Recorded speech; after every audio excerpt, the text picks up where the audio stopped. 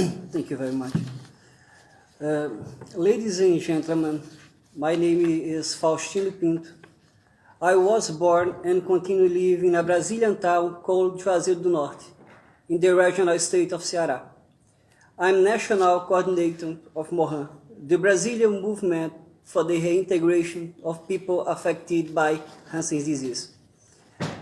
I'm very happy to be here at the United Nations and speaking to the world and hopefully being listened to about a fact that left a mark in my life, and yet does not summarize my life.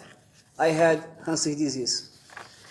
This fact marked my life because I had the first signs of the disease at 9 years old. At 14, I was already slightly disfigured and starting to experience loss of movement in my feet and hands. I also had a stuffed nose and nosebleed, and my face was becoming disfigured. I didn't recognize myself at the mirror. That person wasn't me.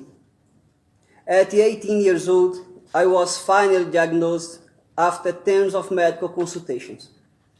Almost 10 years passed with absolutely no one thinking about any Hansen's disease diagnosis. No one.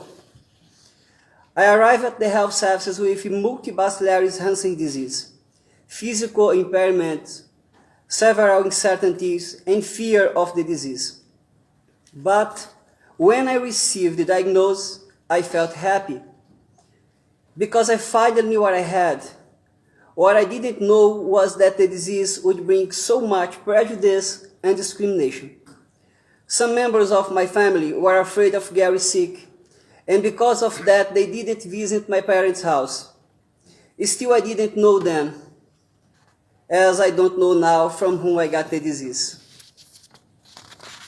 I went through treatment for 5 long years, at the end of which I received medical discharge for being cured. This would have been liberating if it weren't for the abandonment and neglect of the health system after bacteriological cure. When I thought about retrieving my life, I was taken without notice by Hansen's disease reactions. I suffered for more than 3 years with reactions, in the middle of which I was hospitalized and almost died. My father and mother had a very important role in my life.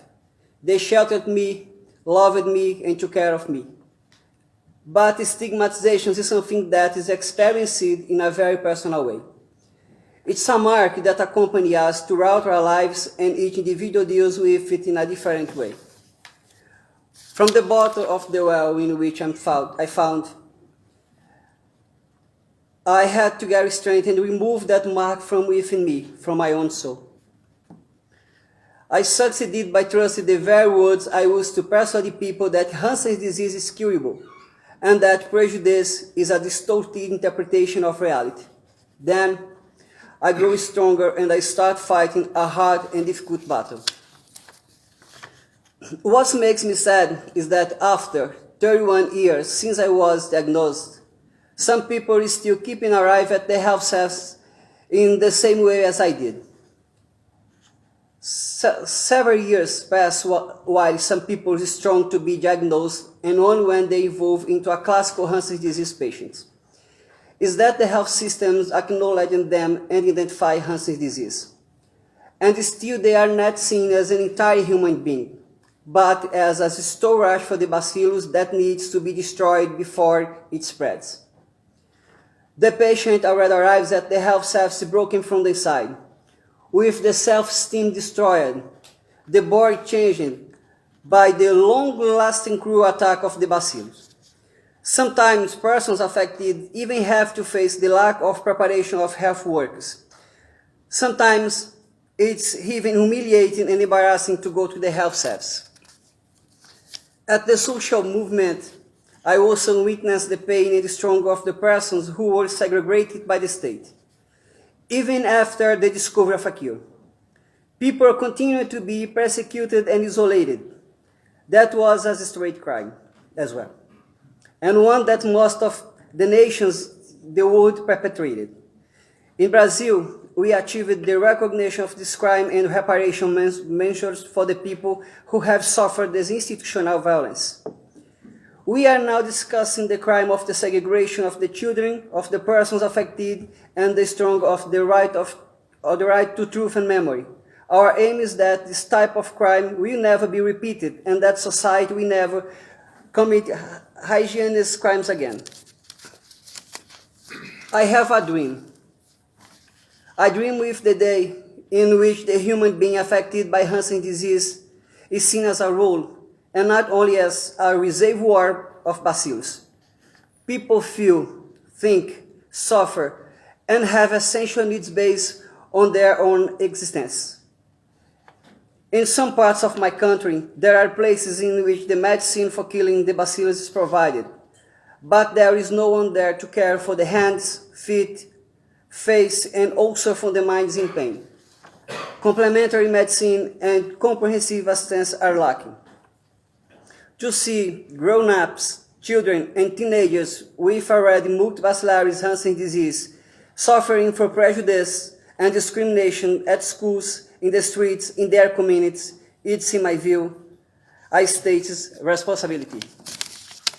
In order to end with prejudice, it is necessary to disseminate objective and concrete information for people to understand the disease and get rid of their fear. During the Latin America and Caribbean meeting of persons affected, we discussed how words such as leprosy and leper make so much damage. We pointed out how Brazil made progress against prejudice and discrimination by changing the terminology and using the scientific nomenclature, Hansen disease. Therefore, removing the shadow of leprosy from us and leave it to Lazarus in the Bible. It's very important that the United Nations and the World Health Organization can welcome this change. Changing their own attitude towards Hansen disease would inspire the world to change as well. However, such transformations is dependent upon our demand for being heard by the governments. We are not guilty of being sick. It is the lack of efficiency of the health services that disfigure us. It is the lack of public interest about us that causes us impairment and disabilities. But none of these conditions make us incapable of fighting. On the contrary, pain makes us stronger. And that is why that I said at the beginning that despite having marked my life, Hansen disease does not tell everything about my life. I overcame it to live many other stories, including this one. The story of an activist that's in the United Nations saying to the world, like myself, there are thousands of persons who still go through the diagnosis of Hansen disease. And we need to better prepare the governments, the health services, and the society to deal in a dignified manner with all of them. Thank you very much indeed.